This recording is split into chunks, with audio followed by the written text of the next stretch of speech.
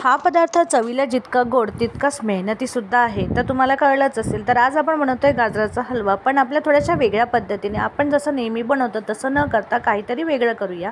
तर इथे गाजर छान किसून घेतलेले आहेत. 2 ते 3 चमचे मी तुपावर छान आधी परतून घ्यायचं आहे आपल्याला गाजराचा किस पूर्णपणे, आणि मग आपण त्याला झाकण लावून 5 ते 10 मिनिटासाठी छान वाफवून घेणार आहोत, जेणेकरून गाजर छान शिजला जातो.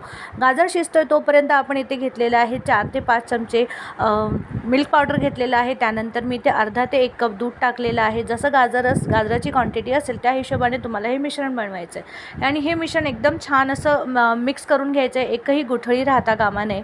आणि मग हे मिश्रण आपल्याला टाकायचं आहे आपल्या गाजराच्या किसमध्ये.